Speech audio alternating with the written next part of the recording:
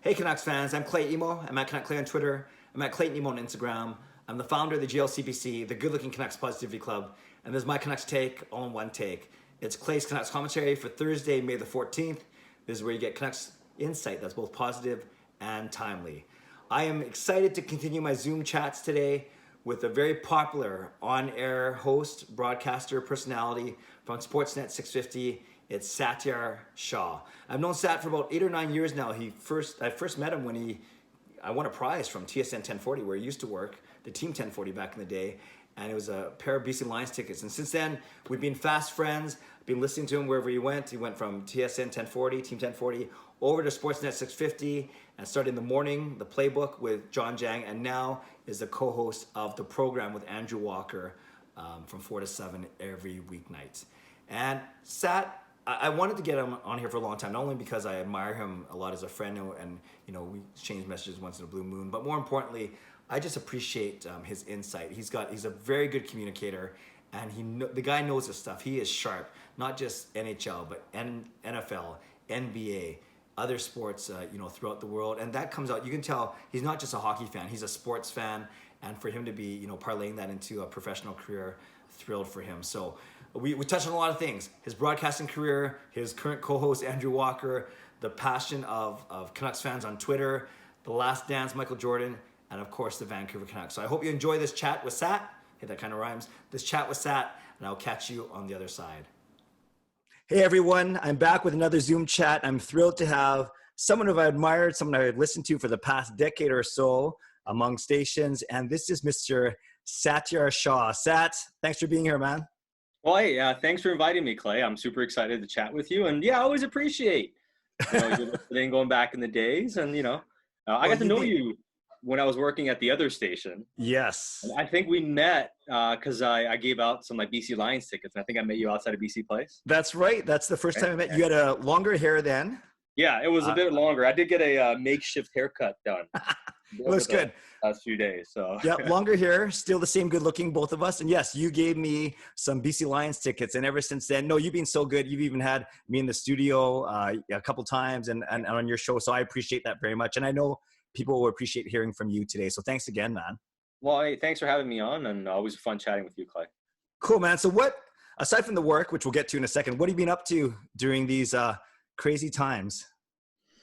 Well, thankfully I've been working, so I've been blessed in that regard for sure, and thankfully been working from home the past 2 months. So I've just been sitting where I'm sitting right now, and usually have the headset on and just yapper away with Andrew Walker for a good 3 hours a day, Monday to Friday. So I've been doing. We'll get to him later. Yeah, we'll get to him coming up in a bit. Yeah, so it's been doing that, and at home I still I do a daily exercise every morning. I get out for a little bike rides on my bike and nice. A little walks around the neighborhood. I live just by BPH, but it's been pretty much the same thing every day, man. You're trying to figure out things to do, doing sports research, draft research, and plugging away. No, that's good. Well, I'm glad you're taking care of your mind and your body. That's really, really good. Can you talk? I'm really curious. I think some people may not know, when you mentioned the other station, they might not know about a bit of your broadcasting journey. And I know I'm very interested in that. Could you share maybe just a bit of how you got to where you are now? Yeah, for sure. So, I started working at 1040 about 2013 to 2012, 2013. And it happened because I was working at the Black Tower at the time, which was, CKNW, AM 730, Rock 101, CFox. And I was a part-time producer there. And I was finishing up school at SFU and stuff because I've been working in broadcasting before in Alberta. I started in 06 at Z95 here in Vancouver, actually. But that's going back. Is that where you're from, Alberta?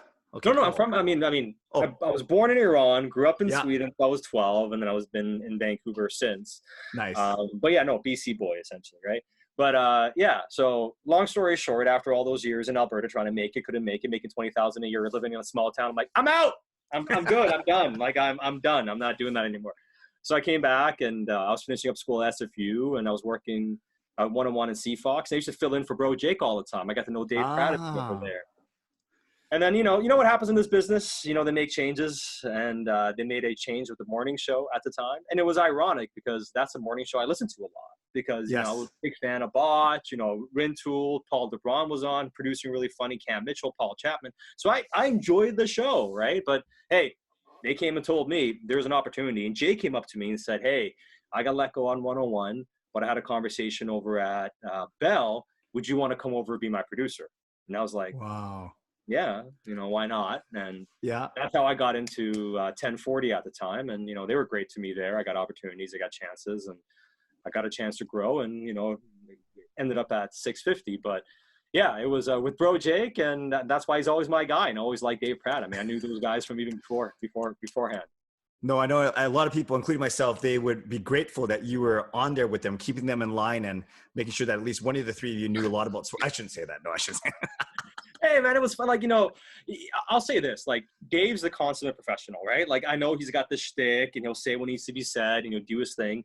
But he comes prepared. He works his butt off. He really does. He's super prepared, professional, works really hard. And Jake's a broadcast legend, right? I mean, look at what he's done at FM across the country, how long he's been. He's been inducted into the Canadian Radio Hall of Fame. I mean, you're talking about a guy who's a Canadian broadcast legend. You learn a lot from someone like that. And of course, like, sports wasn't his forte, but he worked at it. We worked together. And, I learned a lot from both those guys. And I appreciate both of them a lot, because I wouldn't be here doing this if it wasn't for Jake and if it wasn't for Dave. And I know people have opinions on both of them, but for me, they're my guys. Yeah, no, and I've met them a couple of times each. I do like them a lot. But so then you get the call, and you're over at Sportsnet 650. Since when? When did that happen, Sat? It happened in spring of 2017. And it was great because I ended up working out a deal. It was, I think, June-ish or so. And I had like 3 months off the whole summer. So I had the whole summer off until 650 launched after I got the deal done. So it was great. But yeah, it just kind of came together pretty quickly too. And I had a chance to sit down and talk to them. And it was really interesting. It kind of came together over a few days really fast. So once I got you start off, if I'm correct, on the morning show, right, with John Jang. Is that how you started? It was a playbook from 9 to noon. Yeah. Yeah, that was good. I like that. You guys had a good. Well, I'm kind of biased because you actually brought me on the air once in a while, but no, you guys had a good thing happening. Two young guys knowing their stuff, and you guys seem to have really good chemistry. No, it was a lot of fun working with Jang, right? I mean, a great guy, right? And yes, like, he's a great broadcast voice, has a lot of talent, a big sports fan too, right? I mean, loves the Seahawks, loves the Canucks, and it was a lot of fun working with John too. And how this industry goes, right? Like, it's just changes always happen. It's always kind of in flux and stuff. But I got nothing but great things to say about John and that time working with him, and and having fun with the playbook. We were both part of the inaugural crew, and there's always something special with that. Yeah. That's cool. And now your latest assignment, you're with the vaunted Andrew Walker as part of the program, 4 to 7, correct? Correct. Yeah. Yeah. And so tell us, we'll just ask, tell us about Andrew Walker, because speaking of shtick and speaking of, persona, a lot of people, I think, give him a hard time. I've met him only a couple times. Nice guy to me, really, really, even asked me about my songs and blah, blah, blah. But I want to know what's it like working with the guy for 3 hours a day or more. I'm sure there's prep and post too. So no, honestly, working with Walks is fun too, man. Like, I've been friends with Walker for years. Like, him and I were friends before 650 was a thing. Like, long story short, him and I, he and Jake almost worked together on the morning show.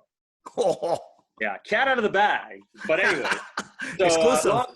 Long story short, I got to know Andrew Walker, a long time ago, and there was a time where he was in discussions of perhaps coming to Vancouver. He was in Calgary at the time, and I got to know him, and I followed his career, and we always stayed in touch. He ended up in Toronto, of course, so I've been friends with him for a long time. We get along really good, and we joke around and make fun of each other all the time. Big's a part of the show too, and Big's a rising star, man. Yes. It's like he's really the secret weapon we have, and all the hard work he does, and he's a special kid. He's going to do a really good job in this industry for a long time to come. So it's been great working with both these guys. And Walks is Walks, and he's not afraid of saying stuff. But if you get to know him, if you meet him, like, he's just a good dude. Like, he's not. I don't think he is what people think he is.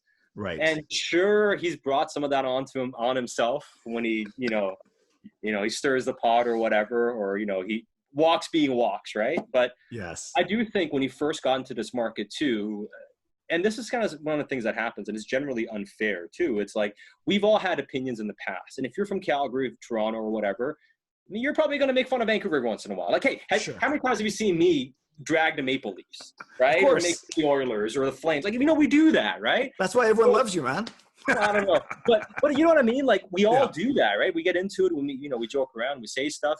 And yeah, he had some things about the Canucks he said in 2011. And sure, he's trolled in the past or whatever, but really not too different from, what a lot of us have done to other markets or whatever when you're kind of doing the whole tribal thing with your own fan base. And yeah, he plays the part to some degree, but before he even got here, I mean, he was getting dragged on social media, getting called out, and articles were written about him, besmirching his character. No, I mean, like, he was essentially online bullied from the first day he got here, right? And, did he handle it well himself? I mean, that's for him to say. I'm not going to sit here and go on about what Walk should have done or we shouldn't have done. But if we're being fair about it, like, he got a pretty raw deal right away. And, there is a lot of that. And I do think as much as it's fun to get after people on social media, sometimes that mass getting after people has its effects too, and kind of set the stage for whatever it becomes. But hey, man, Walks makes his own bed, but it's been a lot of back and forth from day one. No, that's cool. Well said, Sat. Actually, something I was going to ask you about later, but I'll touch on it now because you brought it up. Are you surprised? Like, you are living in this broadcasting social media, especially Twitter, when it comes to sports, right? This Twitter world every day. Are you surprised at how passionate Canucks fans, for instance, get about a Judd Brackett potentially leaving, or, this conditional pick attached to this trade? Are you surprised, or does nothing surprise you anymore when it comes to Vancouver Canucks fans in particular on Twitter?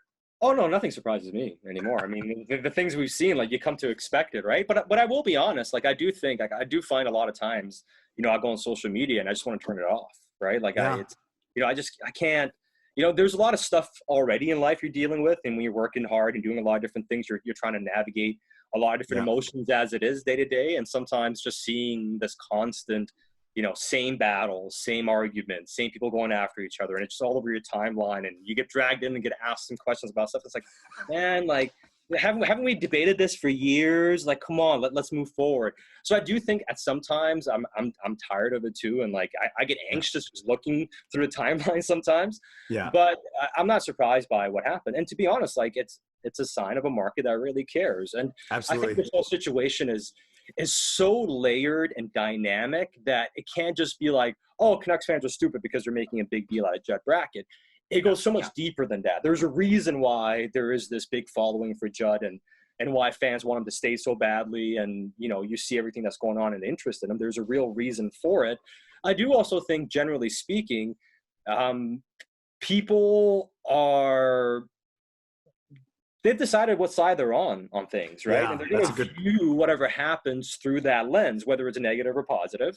And as much as both sides will say, hey, I say the good, or yeah, I admit to the bad, there's always that extra bias that comes into that analysis. And we all have bias, and you can't deny that bias exists in everything that you do in life, but sometimes it's just accentuated a lot more. And I do think that at times now it's just gotten to the point where it's, you're fighting for your side and you don't really care. And a lot of things are being used to push narratives and agendas as opposed to just talking something out. Like, it's okay to be wrong about something. It's okay to be right about something. And it's okay to have different opinions and talk it out and discuss things, debate things, get passionate, but it doesn't have to turn into this, big fight between people. They call each other names, and, you do ad hominem attacks on stuff. And it gets tiring, right? It's like, hey, how about we do all this stuff and we're passionate? Can you move past the pettiness and the way these discussions always devolve instead of actually moving forward? Great point. You talk about narrative, you talk about agenda. It's very easy when you can type something and then press send and not worry about the reaction, right? You can kind of just walk away. And people think that I'm positive. People think that, no, I'm just averse to conflict. That's what it is. I hate arguing with people. So I will acknowledge. And being positive is okay. Like I'm generally a positive person, right? Like that's how I live life. I'm generally positive. I look at the positive side of things. Doesn't mean I don't get angry at times or things don't happen. I mean, we're humans, we're flawed, we're going to make mistakes, and we're made to make mistakes. That's how our minds work. It's okay. But like, I'm a generally positive person, try to look at positive things. And if I see something bad, my inclination isn't to, dwell on the negative. It's more about, okay, how do we get out of this situation? Here are the solutions. How do we move forward? Or here's what they have to do. And you do have to criticize things that have gone wrong. You have to critique things that are going on. You have to be honest about it. But it's more about, generally speaking, it's okay, Clay, to be positive. And if you're more of a cynic. That's not a wrong thing either, but it does paint the picture for you differently. You see things differently depending on whether you're more apt to be cynical about things or more apt to be positive about things. Yeah, you're right. Your starting point, your perspective is already either here or there, depending on Right. which way you're looking at. No, and I, bouncing all over the place, but I love what you said. And I love the reporting that you've done on the Judd Brackett situation, Sat. I think, as always, truly, you're fair, you're insightful, and you let the listener make a decision or form their opinion. But you provide really, really good insight. Is there any way he comes back to this team? Nah, I don't see it. Like I hate to say it, but I don't see it happening, right? Like it's so far gone at this point. So many things have to get ironed out. It just like something massive, monumental has to happen, for him to remain in Vancouver. So it's kind of that's the stage it's at, right? Like there is a real divide between them when it comes to what they want to do and the vision that each one has as far as how things should work. And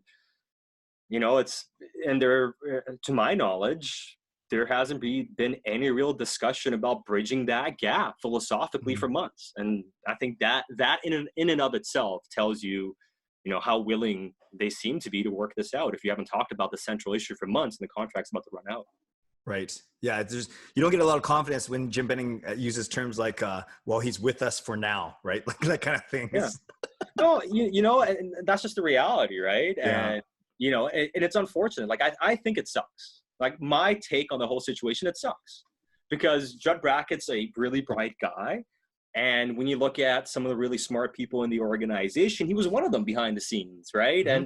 And, and the reason people care so much about Judd is because for many years in this organization, the only thing you had to, hang your hat on was a couple of prospects coming up, right? Because if you were cynical about Jim Benning and his ability as a GM, if you didn't believe in Trevor Linden, if you didn't believe in Willie Desjardins, you're grasping for positive. So what was one positive a couple of years in? It was some of the draft stuff that was happening outside of Virtanen and Ulevi and all the fights over them over the years. Yeah. But there was some positive, especially after Pettersson was drafted. Brock Besser came up, and it's like, hey, who's involved finding these players? And it's like, yeah, Judd Brackett played a big part into it. So for a long time, he was one of the few, if only, shining lights in that front office, right? Because people were just generally negative. Even people that were more defensive of the organization were never sitting there and saying, yeah, Jim Benning's hitting home runs. They were just saying, hey, guys, he's been in a tough situation. It's not easy to navigate. Like, what do you expect? You shouldn't rebuild, yada, yada. That was a discussion around Benning. But it was more about, like, if you were looking at it and saying, what is it to be really positive about this organization? It was a couple of prospects and the fact that Judd Brackett was running the scouting department. And Jim Benning got credit, too, because he's known as a scout who came in to take over this organization. So Brackett and the scouting department got a really big reputation here in Vancouver. And when a guy who has that reputation all of a sudden is on the verge of leaving, and it seems like it's abrupt, obviously the reaction is going to be the way it is. But I think it's one of the more unfortunate things that has happened in the front office. I think Trevor Linden leaving, obviously you can draw parallels to that and make that argument. But to me, the most significant departure from this organization, if it happens, will be Judd Brackett. Mm-hmm. Well said. Thank you, Seth. Well said. Now, I'll bounce back to the Canucks in a second, but I know that you love your NFL, you love your NBA. So, have you always loved all sports or being an aficionado of all sports kind of thing? Pretty much, yeah. I'm just a sports nerd ever since I was a kid. Like if I saw competition on TV, I sat down and watched it. Even when I was a kid, I watched handball. Like if a competition's on, like track and field, I just sat and watched. And I was either competing and playing sports as a kid, or I was watching and reading about sports. That was pretty much that. And obviously, as you got a bit older, chasing girls, and that was basically what I did as a kid. Right? It was like sports. And girls and, school, by the way, something you should probably pay more attention to. Right? That's in there too. Right. For all you kids watching out there. Yeah. It's all three things. School is important. So, if you weren't covering the Canucks beat, and of course being in Vancouver, they're the talk of the town. If you were like a beat writer, or reporter, or a talk show host dedicated to one other professional sport, which one would it be? Ooh, that's a tough question. I mean, you can, depends on what day you ask me, right? Like I do love the NFL, But one of the Yes. reasons I'm so into the NFL too is it's so interesting, and the draft is so fascinating. There's so many different parallels to football, and if you want to be a big fan of football, you have to go so deep into it to truly understand it. Yeah. Yeah, probably NFL because the storylines are just always so rich, you know. Yes. But I love basketball, man. Like Yeah. I love basketball, and it would be absolutely a blast to cover the NBA. That's why it sucks the Grizzlies aren't here, because we could have had, you know, hockey, basketball. I know. I had a jam pack with the Grizzlies when they were here, and I'd see one win out of 11 games every season. It was very tough. No, it was great. I know. I think I bought like, you know, I probably went to like 20 and 30 some games as a kid, right? And I maybe watched them win like maybe a handful of times, if that. So are you watching The Last Dance? Oh yeah, all over it. All over it. Yeah. Did you know, I've had this discussion with some friends. Did you know all these stories about Jordan? These were just affirmations for you, or are you learning anything new about him and his competitive nature and how you made fun of Scott Burrell and all these things? Like, yeah, you know, to be honest, I don't think I did learn anything really new. There's been a couple little details here and there, of course. Like, you know, I'm not going to act like I know everything about Jordan, but I was so fascinated about Mike growing up. Like, he was the athlete I just loved so much, and I've read so many books about him. Like, I mean, I have Phil Jackson's books. I've read them, and you know, I had like the DVD box sets as a kid of Jordan's career and all the interviews and the retirement and coming back. You know, I've read so much about him that, you know, I knew a lot of those stories already, but it's been like, even so, like I'm sitting there riveted minute by minute. I just can't turn my eyes away from it. And, you know, he is probably the most, can you think of another athlete that captured our imagination or our lifetime? Because I mean, I wasn't around for Muhammad Ali. I can't speak to Ali in the 70s. Right. I can't speak to that. So in my lifetime, it's magic. I mean, it's no, of course, for sure. And as you know, as I'm doing these, you know, trying to find content for my Canucks vlogs, one of them a couple days ago I basically said, you know, who's the NHL equivalent, acknowledging that there's no one maybe has just transcended the hockey as much as Jordan has done basketball. But I said, you know, so I heard a lot of Gretzky's, of course, I heard a lot of Lemieux's, Crosby's. But you know what's interesting? Steve Yzerman's name came up a lot for people writing. They see his leadership and his will to win. It just, I know it's apples and oranges a little bit, but it's always neat to kind of seek out the best players kind of in any sport sort of thing.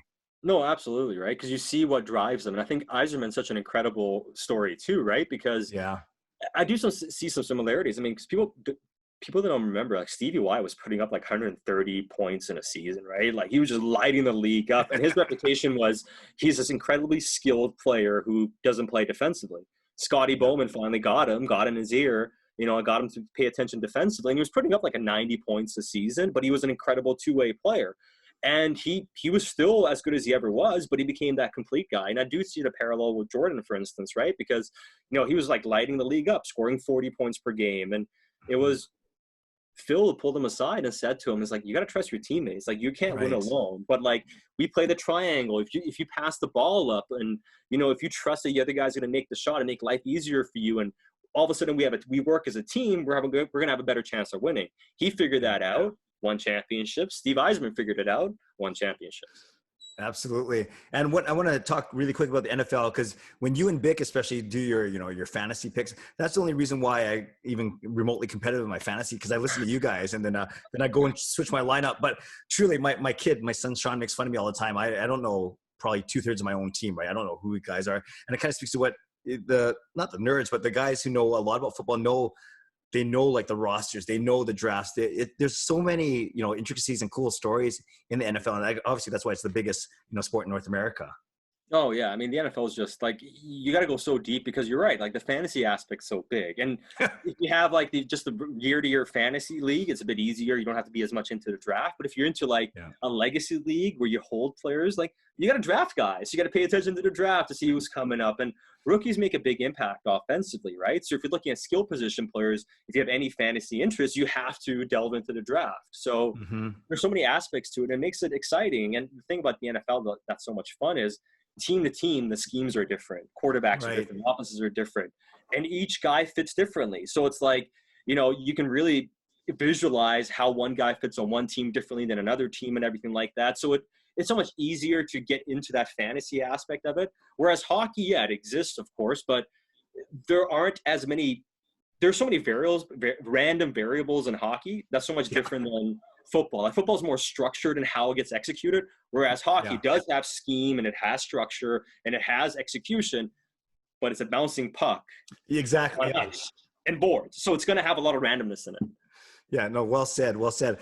I've noticed that in the past couple of years, especially, as Sportsnet 650, as the Canucks rights holder, you are making more and more appearances on TV. You're like a staple now on the Canucks broadcast. Was that a easy or nervous transition for you, Sat?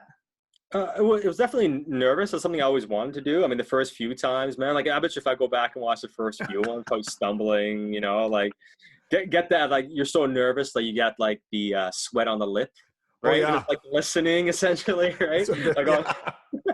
So yeah, early on I was a bit nervous. And the thing is, it's not even so much about nerves about being on TV. It's those lights that turn on and they're so hot and they're right in your face. So yeah, it took a bit to adjust, but I think after the first season, it got a lot better, and it's been a thrill. And again, like I've just been so blessed and so lucky. Murph's a fantastic human being, a great guy, and all the guys like Greg Shannon who produces, they've been great getting me on and giving me opportunities. And yeah, it's been a lot of fun. Yeah, that's awesome. And then actually that's where my season ticket holder seats used to be sat, was right. I guess that's section 318. No, 325 or whatever. 313, 314, basically in the top corner there. Yeah. And now I'm in another corner, but yeah, those lights are bright. And about 5 minutes before the period ends, they're turning them on and they're getting you guys already. You seem very comfortable on TV. Now, aside from obviously being in front of a camera, any other big differences between TV and radio that maybe would be interesting to point out?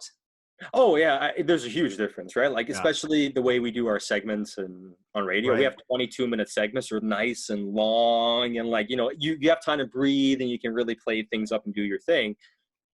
These panels are like 3.5 minutes, 4 minutes, sometimes 5 minutes, and it's three people talking, and it is more structured. And like I don't rehearse what I have to say, but generally speaking, and sometimes things happen in a game and on the spot we're like, hey, we want to talk about this, we talk about that, but we have an idea about what we want to hit, and you try to say what you need to say in 25, 30 seconds, like you try to keep it to that time frame, and you want to give the other person a chance to talk, and so you want to hit at least a couple, 2 to 3 different topics. So you're hitting 2 to 3 topics, you're trying to say what you need to say in 20 to 30 seconds max.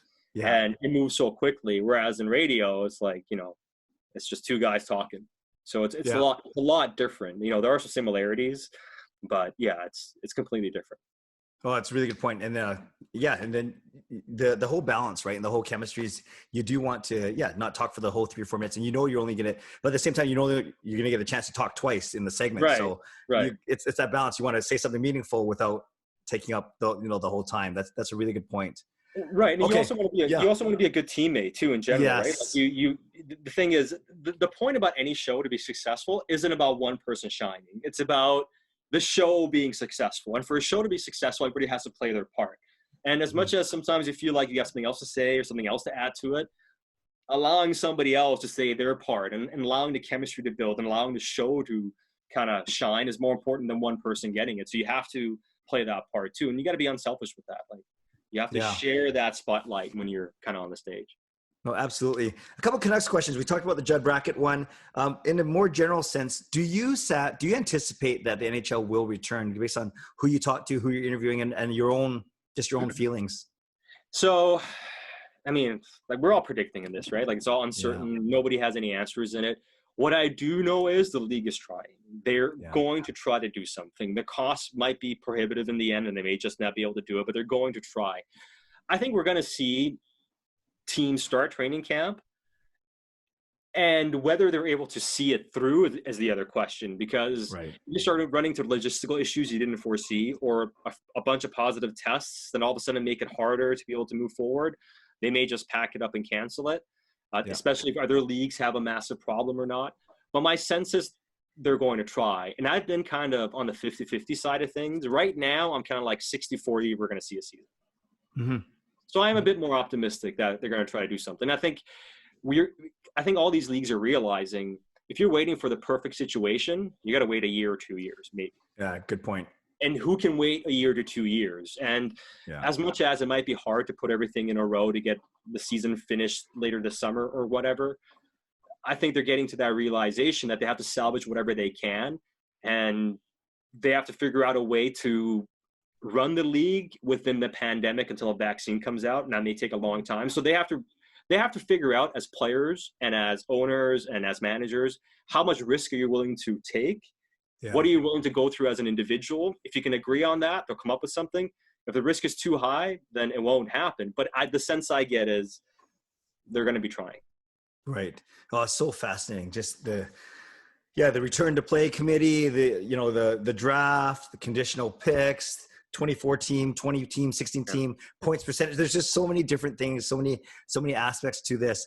Season or not, are you of the belief that when it comes to the Canucks UFAs, that the priority order has to be Markstrom over Toffoli, or can you make an argument for Toffoli being just as important as Markstrom?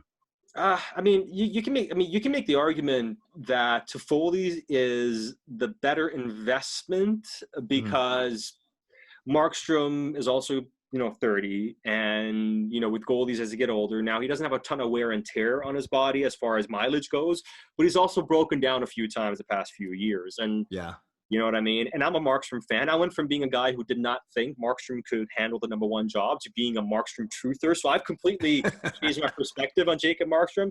But even with that, there's a lot of risk when it comes to goalies, and especially if you want to give them a longer-term contract and all that sort of stuff. And if you think you have an advantage with your goalie situation by virtue of having Demko, having Mikey DiPietro, having Ian Clark, who's one of the best goalie coaches in the league, if you feel like you have a good grasp of the goalie situation, you have a good foundation for it, then you might be able to find a goalie similar to Markstrom, paying a little bit less and going out and getting it. So I can see the argument for letting Markstrom go and signing Toffoli, but I see a world where you can sign both those players. You got to get creative, but there is a world where you can sign both those guys and make tough decisions on other players.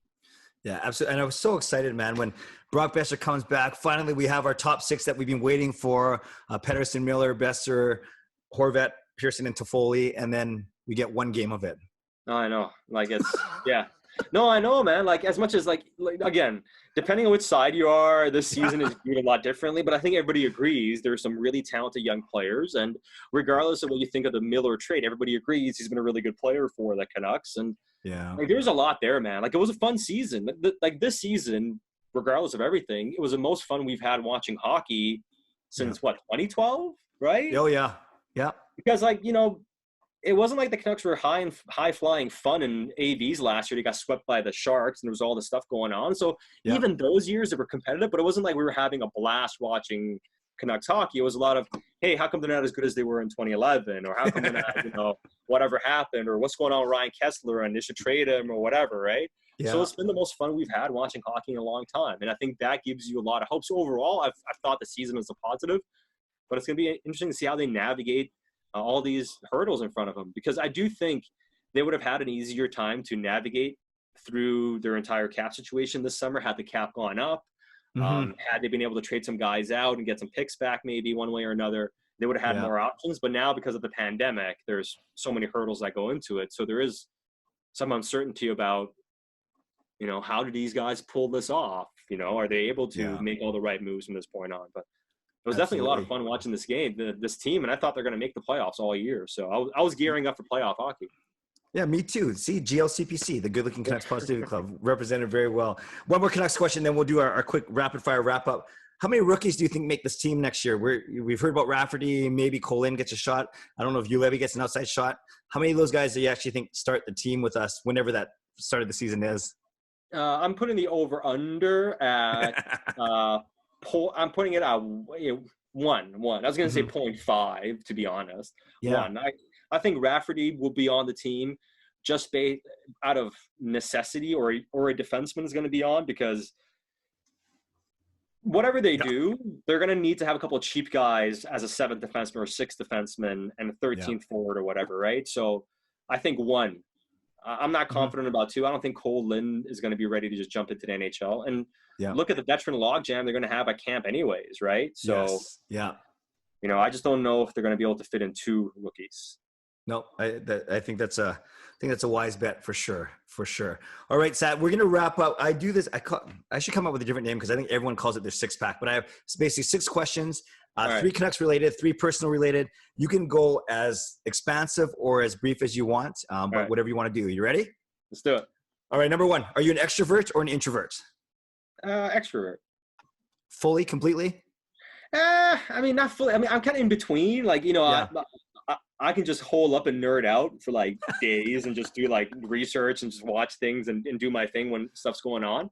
But I'm a social person. You know, I like hanging out with my friends, talking to my friends, and I like being social with people. And I'm a generally physical person and stuff like that. I'm very expressive with my hands. You can tell I'm always like doing this. But anyways, like, yeah, I'd lean on the extrovert side. Okay, cool. Number 2, who is going to be more important to the Canucks going forward? And you can use whatever definition of the word important as you want. You probably know what's coming. Elias Pettersson or Quinn Hughes? Man, that's just like, it's like choosing between 2 kids. I don't even have kids, but that's like asking me like, which one of your kids do you love? I can choose pretty quick. No, I'm just kidding. Hey, you said it. I'm just kidding. Yeah. I mean, and I love Pettersson. I think they're both incredible, right? But just the rarity in finding that defenseman. And you've seen how long it's taken in Vancouver, right? Like, we've seen premier first-line centers and, like Henrik Sedin, of course. I mean, Trevor Linden had a great run here in Vancouver. I mean, we saw Ryan Kessler was incredible. But, like, Pettersson has a chance to be the best center this franchise has ever had. Like, I for sure think he's going to be that. He has that potential to be that. And Quinn Hughes does as well. But overall, like, finding a guy like Quinn Hughes, like, how he skates is rare. Yeah. And, I mean, again, like, 50 years of this franchise's existence, they have one Quinn Hughes. Yes. And the fact that we were able to split hairs about 2 guys that should be with us for the next, hopefully 8, 10, 12 years. That's a cool thing. That's a cool thing. Number 3, you Netflix guy or Disney Plus guy? Okay. So right now, when you start an answer with okay, you know it's going to be a good one. So I have Netflix. I have Amazon Prime too. Yeah. I have Disney Plus. And right now, I'm spending more time on Disney Plus because I watch The Mandalorian. Amazing. Like, I love The Mandalorian. It is awesome. And I like the Pixar movies too, right? So, like, right now, believe it or not, I'm spending more time on Disney Plus. I mean, they got the Marvel movies too and all the X-Men stuff, so you can go back and watch that. But, like, I love The Mandalorian. I think it's an awesome show. Awesome. Good answer. You're the first non-kid person to say Disney. So I love it. I love it. All right, number 4. You are not paying. Someone else is picking up the bill. Who are you going out to dinner with? Jim Benning, Travis Green, or Francesco Aquilini? Ooh. Yeah. You said I'm not paying the bill? You're not paying. They're picking it up. So it's just good food and good conversation. Good conversation. Yeah. You know what? I'll go with Francesco.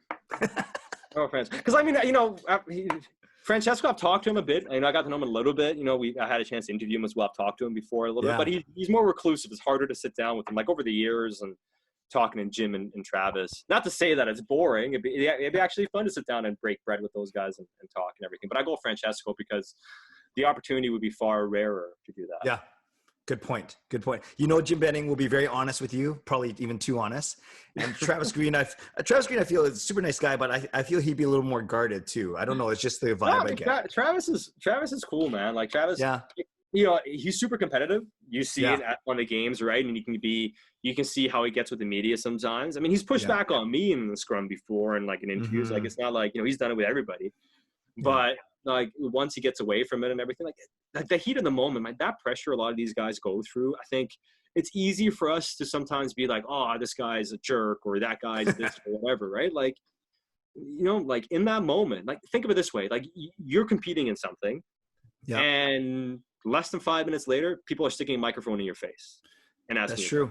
You know what I mean? Like, in that moment, and the adrenaline is pumping and how you're feeling and everything. So I actually have I give a lot of leeway to, players and coaches right after a game because, like, I mean, like, that's just tough. think of the emotion. It's a tough spot to be in. Yeah, you get paid to navigate it. Yes, you're supposed to handle it like a professional. We all expect those things, but, I'm not going to get on the pulpit and, over stuff like that. Like, I think of myself in that moment. Like, I probably snap a few times. I probably would. For sure. Yeah, absolutely. Number 5, and I won't get offended either way because I'm half Japanese, half Chinese. You like Japanese food or Chinese food? Oh, I'm Japanese food. I like Chinese food too, but like, I mean, I just ordered some sushi. Yeah. Dinner tonight. Beautiful. The best. What kind? Well, I mean, I love sashimi, right? So I get a lot of that stuff. I get some rolls and everything too, but I'm big on like the nigiri. Like, I love the sashimi and salmon or tuna. Sockeye salmon. Okay, there you go. The If it's healthier not one. sockeye salmon, then I go tuna. All right. And number 6, who's the next Canuck in the Ring of Honor, in Sat Shah's opinion? Ooh, Ring of Honor. Yeah.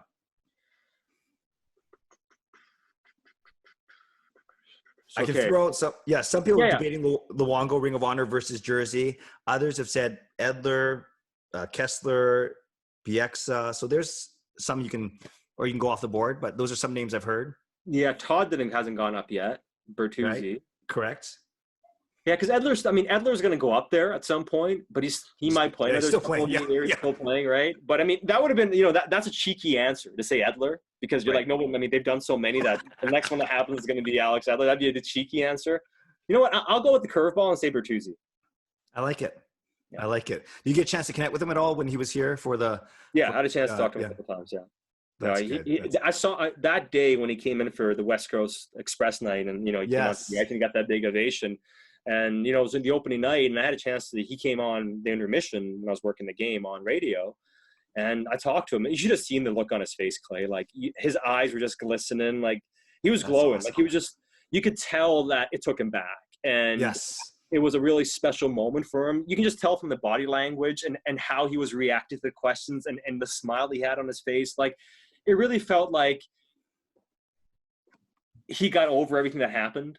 Like, he kind of felt like, like, we're past it now. You know what I mean? It's kind of like the same moment Kessler had on the Sedin's night when he walked onto the ice, and people cheered him, and he got emotional. He said post-game, he's like, I feel like that's the moment. Like, like, we got over it. We got past it. And I think in many ways, that was Todd's reaction to the ovation he got.